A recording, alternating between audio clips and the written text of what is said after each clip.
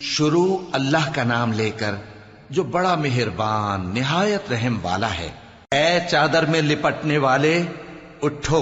اب خبردار کرنے لگو اور اپنے پروردگار کی بڑائی بیان کرو اور اپنے کپڑے پاک رکھو اور شرک کی گندگی سے تو الگ ہی رہو، اور اس نیت سے احسان نہ کرو کہ اس سے زیادہ کے خواہاں ہو، اور اپنے پروردگار کی خاطر صبر کرتے رہو۔ پھر جب سور پھونکا جائے گا تو وہ دن مشکل کا دن ہوگا، یعنی کافروں پر آسان نہ ہوگا۔ مجھے اس شخص سے سمجھ لینے دو جس کو میں نے اکیلا پیدا کیا اور میں نے اس کو بہت سا مال دیا اور ہر وقت حاضر رہنے والے بیٹے دیے اور اس کو ہر طرح کے سامان میں وسعت دی، پھر بھی لالچ رکھتا ہے کہ میں اسے اور زیادہ دوں۔ ایسا ہرگز نہیں ہوگا، یہ ہماری آیتوں کا بڑا مخالف رہا ہے۔ میں اسے ایک بڑی چڑھائی چڑھاؤں گا۔ اس نے غور و فکر کیا اور ایک بات ٹھہرا لی، یہ مارا جائے، اس نے کیسی تجویز کی، پھر یہ مارا جائے، اس نے یہ کیسی تجویز کی، پھر اس نے نگاہ کی، پھر تیوری چڑھائی اور منہ بگاڑا، پھر پیٹ پھیر کر چلا اور تکبر کیا، پھر کہنے لگا یہ تو جادو ہے جو پہلے لوگوں سے برابر ہوتا آیا ہے،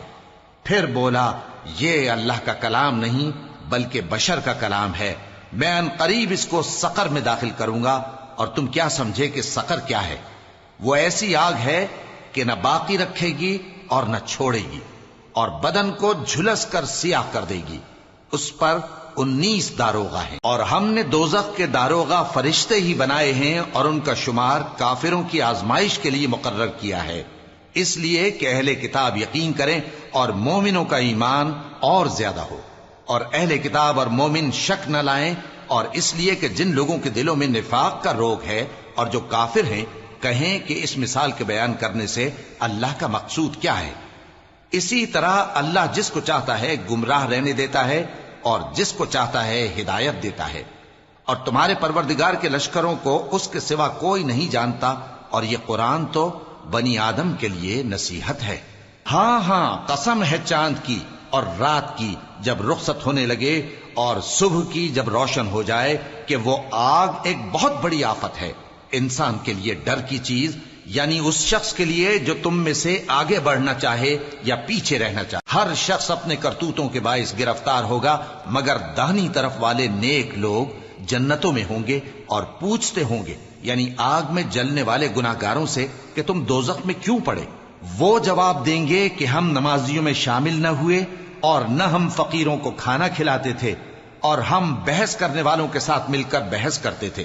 اور روز جزا کو جھٹلاتے تھے، یہاں تک کہ ہمیں موت آ گئی۔ تو سفارش کرنے والوں کی سفارش ان کے حق میں کچھ فائدہ نہ دے گی۔ ان کو کیا ہوا ہے کہ نصیحت سے روگرداں ہو رہے ہیں، گویا گدھے ہیں کہ بدک جاتے ہیں جو شیر سے ڈر کر بھاگ جاتے ہیں۔ اصل یہ ہے کہ ان میں سے ہر شخص یہ چاہتا ہے کہ اس کے پاس کھلی ہوئی کتاب آئے، ایسا ہرگز نہیں ہوگا۔ حقیقت یہ ہے کہ ان کو آخرت کا خوف ہی نہیں۔ کچھ شک نہیں کہ یہ قرآن نصیحت ہے، تو جو چاہے اسے یاد رکھے، اور یاد بھی تبھی رکھیں گے جب اللہ چاہے۔ وہی اس لائق ہے کہ اس سے ڈرا جائے، اور وہی معاف کرنے والا ہے۔